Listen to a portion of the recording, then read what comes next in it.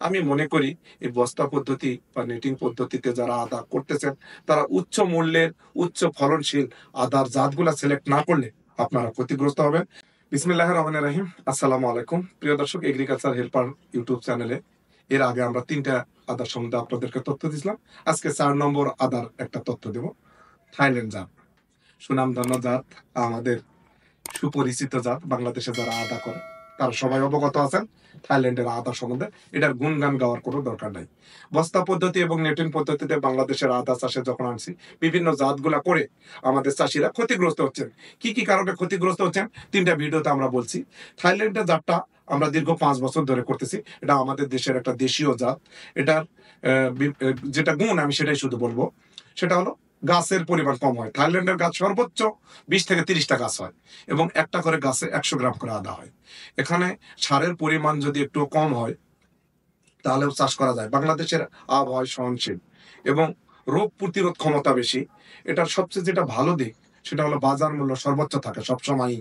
এই থাইল্যান্ডের জাতটা দীর্ঘদিন ধরে আমরা কাজ করতেছি। আপনারা যারা কাজ করতেছেন তারা কতটুকু রেজাল্ট পাচ্ছেন সেটার ভিডিও ক্লিপ আপনারা অবশ্যই আমাদেরকে মেসেজ করে দিবেন।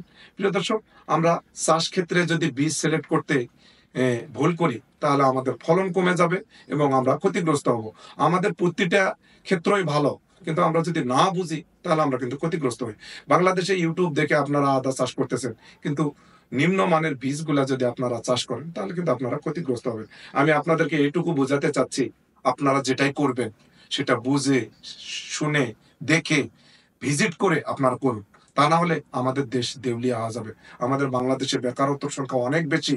আপনারা আমাদের ভিডিও দেখে বা যে কোনো ভিডিও দেখে উৎসাহ হলেন, হয় যদি নিম্নমানের বীজ নিয়ে এসে যখন ক্ষতিগ্রস্ত হবেন।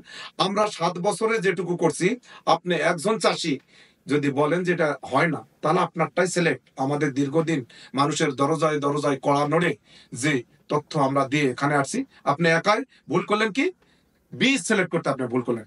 তাই আমরা 4টা জাত নিয়ে কম্প্রোমাইজ করলাম। এখানে আরেকটা জিনিস, এই থাইল্যান্ডের আদার গাছ ছোট হয়। যারা চাষ করেন আমাদের ভিডিও আছে দেখবেন, অনেক ছোট হয় এবং কম গাছ পড়ে হওয়ার কারণে হেলে পড়ার প্রবণতাটা নাই। এবং বাংলাদেশের সব জেলাতেই এটা সহনশীল জাত। আমরা বাংলাদেশে দীর্ঘদিন ধরে কাজ করতেছি। যারা থাইল্যান্ডের আদা নিয়ে কাজ করতেছেন তারা জানেন। আমি মনে করি এই বস্তা পদ্ধতি বা নেটিং পদ্ধতিতে যারা আদা করতেছেন তারা উচ্চ মূল্যের উচ্চ ফলনশীল আদার জাতগুলা সিলেক্ট না করলে আপনারা ক্ষতিগ্রস্ত হবেন। আমরা এই 4টা জাত নিয়ে মোটামুটি তথ্য আপনাদেরকে দিলাম। সিদ্ধান্ত আপনার, পয়সা আপনার, শ্রম আপনার, আপনার জায়গা, আপনার টাকা। আপনি এই 4টা জাতের মধ্যে আমি একটি জাতকেও খারাপ বলবো না। প্রতিটা দেশ আমাদের দেশের সম্পদ, আমাদের দেশের বীজ। যখন এই আদাগুলা ছিল না তখন এই আমাদেরকে মশলার চাহিদা মেটাছে। এ আমাদের সুনামধন্য জাত। এই বাড়ি টু জাতটা বাংলাদেশ মশলা গবেষণা ইনস্টিটিউট লক্ষ লক্ষ টাকা খরচ করে জাত উন্নয়ন করছে, এটাও আমাদের দেশের সোনা। তারাগঞ্জ আদা চাষ করে তারাগঞ্জের এলাকাটাকে তারাগঞ্জ নামে একটা জাত উদ্ভাব করছে। এরাও কম পরিশ্রম করে এখানে আসে নাই। থাইল্যান্ডের জাত আমরা আজকে নিয়ে আসছি যে আমরাই ভালো আর সবাই খারাপ, আমি তাও আপনাদেরকে বোঝাতে চাচ্ছি না।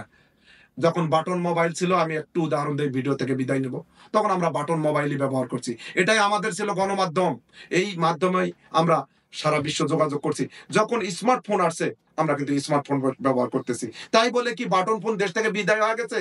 যাদের পক্ষে সম্ভব হয়নি, যারা পাননি, তারা কিন্তু বাটন ফোনও ব্যবহার করতেছেন।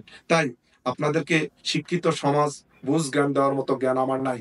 আমি যেটুকু বুঝি সেইটুকু এই 4টা জাতের খুঁটিনাটি তথ্য আপনাদেরকে দিলাম। সিদ্ধান্ত আপনার, আপনি কোন জাত চাষ করবেন, কোনটা করলে আপনার ভালো হবে। আপনারা দেশে বুঝেন না এমন কেউ একটি কৃষকও নাই। সবাই সচেতন সমাজ, সচেতন জাতি, সচেতন কৃষক। আমি আপনাদেরকে এতটুকু অবগত করব, বসে না থেকে যাদেরকে যে কাজ ভালো লাগে বস্তায় আদা চাষ করেন। আমি এই কথা বলার জন্য এখানে আসি নাই। আপনার যার যেটা লাগে, আমাদের একটি ছোট্ট দেশ, জনবহুল দেশ, এই দেশকে কৃষিতে সমৃদ্ধ করে আমাদের দেশকে বাঁচতে হবে। আজকে জাপান যারা সোনা বেচার কথা, তারাও কৃষিতে আসছে। আমাদের দেশের সোনার মাটি, ডায়মন্ডের মাটিতে আমরা বসে না থেকে যাকে যেটা ভালো লাগে, যার কাছে যেটা পারফেক্ট মনে হয়, আপনারা সেটা করে আমাদের দেশের মশলা যেন বাইরে থেকে আদা এবার রপ্তানি করছিল কেরালা থেকে, আদা বিক্রি করতে পারে নাই। কেন পারে নাই? আজকে বাংলাদেশে আদা চাষ করছেন আপনারা বলেই পারে নাই। আজকে দাম কম হওয়ার কারণে যদি আপনি ছাড়ে দেন, আজকে আলু 8 টাকা কেজি। কেন 8 টাকা কেজি? এর আগে ৭০ টাকা, আজ থেকে 2 মাস আগে আমি রুবেল কিনে খাচ্ছি, আপনি কিনে খাচ্ছেন। আজকে বাংলাদেশের চাষি পারছে বলেই আজকে 8 টাকা কেজি আপনি কিনতে পারছেন। আর যদি না পারেন তাহলে ৭০ টাকা খাইতে হবে। তাই আদা চাষ থেকে আপনারা মুখ ফিরে নেবেন না। এই বছর দাম কম হয়েছে তো কি হয়েছে? উৎপাদন হয়েছে। আমাদের কৃষিগুলা দাম কেউ নিয়ন্ত্রণ করতে পারে না, বাজার নিয়ন্ত্রণ করে আল্লাহ পাক। উৎপাদন যখন বেশি হবে তখন দাম কম হবে, এটা একটা জেনুইন জিনিস। যখন উৎপাদন কম হবে তখন দাম বেশি হবে, এটাই একটা জেনুইন জিনিস। বলা কওয়ার মধ্যে ভুল ত্রুটি হলে ক্ষমার দৃষ্টি দেখবেন। আমি অনেক কিছু বলতে চাই, কিন্তু আসলে আমার কথা শুনবে কে? একটি লোক হলেও শুনে বলেই আমি আপনাদের কাছে কথা বলি।